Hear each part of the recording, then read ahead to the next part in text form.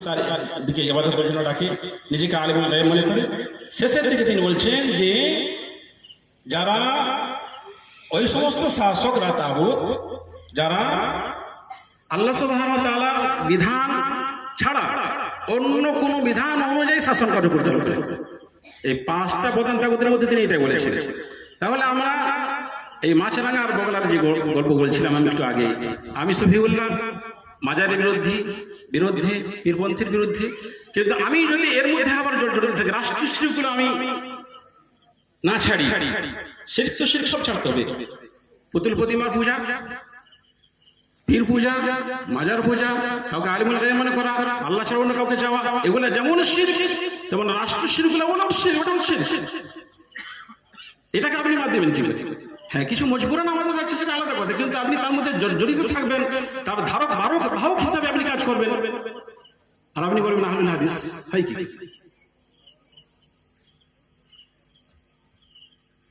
এইরকম ভাবে আমি গত কয়েক বছর আগে পাঁশকুড়াতে একটা মসজিদে আমি হেজবুল্লাহ সম্পর্কে বলতে গিয়ে মানুষদের কাছে খুবই আঘাতপ্রাপ্ত হয়েছিলাম বলতে বলা যায়।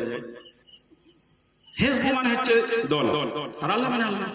যে কোরআন কারীম সূরা মুজাদিলাতে আল্লাহ সুবহানাহু ওয়া তাআলা বলেছেন হিজবুশ শাইতান আর হিজবুল্লাহ, এই ক্ষেত্রে বলেছেন।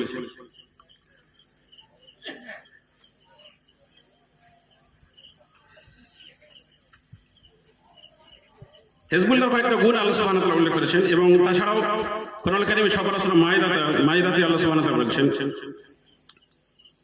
এটা খালি একটু বলে দিবেন ইনশাআল্লাহ।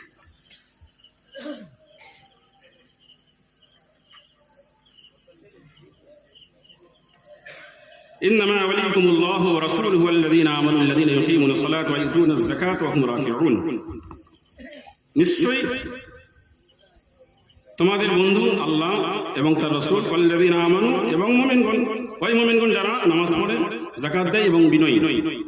ওয়া ইয়াতাওয়াল্লাল্লাহু রাসূলুহু, যারা আল্লাহর সাথে বন্ধুত্ব রাখে, ও রাসূলুহু, রাসূলের সঙ্গে বন্ধুত্ব রাখে, ওয়াল্লাযীনা আমানু, আর ঈমানদার বান্দাদের সঙ্গে বন্ধুত্ব রাখে, ফাওয়াতপর ইন্না, নিশ্চয়ই হিজবুল্লাহ, তারাই হিজবুল্লাহ, হুমুল গালিবুন, এবং তারাই বিজয়ী।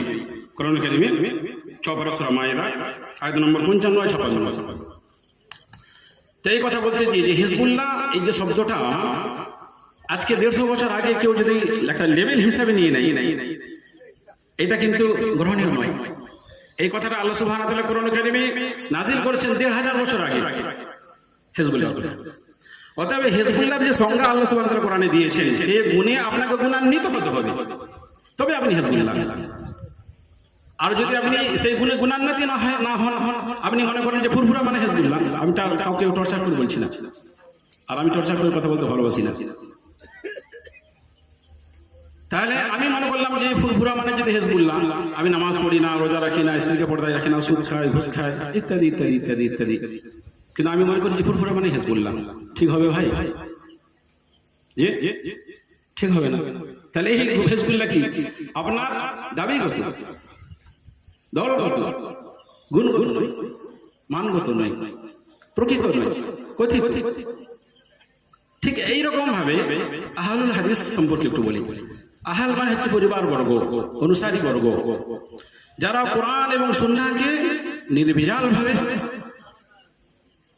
জন্ম থেকে নিয়ে কবরস্থ হওয়া পর্যন্ত অনুসরণ অনুকরণ করে সামাজিক, পারিবারিক, রাষ্ট্রীয় যেটা বাধ্যতামূলক কিছু করার নেই সেটা আলাদা জিনিস, কিন্তু আপনার উপর বাধ্যতা থাকবে না, আপনি তার বাহক হিসাবে কাজ করবেন, আর বলবেন আমি আহলুল হাদিস হিজবুল্লাহ, তা কখনো কিন্তু হয় না।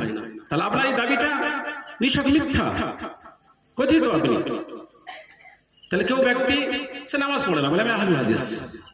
এটা আমাদের পূর্ববর্তী মৌলানা সাহেব বলে গেছিলেন যে একজন ঘুষখোরের কথা বলে গেছিলেন, আহলুল হাদিস কিন্তু 2 লক্ষ টাকা ঘুষ খেয়েছে। তাহলে এইরকম ভাবে সে হিজবুল্লাহ হোক আর আহলুল হাদিস হোক, তাহলে এটা দলগত, কথিত, দাবিগত। এবার আমরা গুনাহগার, প্রত্যেকটা আমরা কুল্লু বানি আদম খাতাউ ওয়া খায়রুল খাতাইন তাওয়াবিন, প্রতিটা আদম সন্তানই গুনাহগার, ওয়া খায়রুল খাতাইন তাওয়াবিন, তার মধ্যে শ্রেষ্ঠ সে যে তওবা করে। আমাদের মধ্যে ভুল হবে, কিন্তু এরকম নয় যে আপনি লেগে থাকবেন একবারে, আপনার নামাজ থাকবে না, রোজা থাকবে না, স্ত্রী পর্দা থাকবে না, ঘুষ সুদে জড়িত থাকবে না, আপনার বিড়ির ব্যবসা থাকবে, সিনেমা হল থাকবে, মদের ব্যবসা থাকবে, টাকার নিচে আপনি প্যান্ট পরবেন, আপনি বলবেন আমি হিজবুল্লাহ, আপনি বলবেন আমি আহলুল হাদিস, সেটা কিন্তু গুণগত নয়, কথিত, দলগত, দাবিগত। যাই হোক, আরো অনেক কথা বলার ছিল, টাইম সংক্ষেপ হয়ে গেছে। আমাদের আকাঙ্ক্ষিত ওলামায়ে কেরাম ওনারা এসে গেছেন, তাদেরকে বসিয়ে আমি কিছু কথা বলেছি। হ্যাঁ, আল্লাহ সুবহানাহু ওয়া তাআলা আমাদের প্রত্যেকেই যেন সঠিক বুঝ শক্তি দান করেন, সঠিক বোঝার তৌফিক দান করেন। আল্লাহ সুবহানাহু ওয়া তাআলা আমাদের প্রত্যেকে সঠিকভাবে মানার তৌফিক দান করেন। আল্লাহ সুবহানাহু ওয়া তাআলা আমাদের প্রত্যেকেই যেন হেদায়েত দান করেন।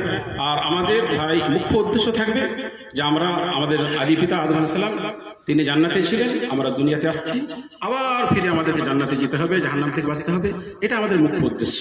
দলবাজি করব, লড়াই করব, ঝগড়া করবো, ঝাঁটি করবো, এটা আমাদের মুখ্য উদ্দেশ্য। মুখ্য উদ্দেশ্য আমরা জাহান্নাম থেকে বাঁচবো কিভাবে আর জান্নাতে যেতে পারবো কিভাবে, সেই পথটাকে আমাদেরকে বেছে নিতে হবে। আল্লাহ সুবহানাহু ওয়া তাআলা আমাদের প্রত্যেকের যেন বোঝার তৌফিক দান করেন, মানার তৌফিক দান করেন। প্রত্যেকের জন্য আল্লাহ সুবহানাহু ওয়া তাআলা আমাদেরকে যেন জ্ঞানবান করেন, কোরআন সুন্নাহর জ্ঞান দান করেন। আমিন। ওয়া আখিরু দাওয়ানা আনিল হামদুলিল্লাহি রাব্বিল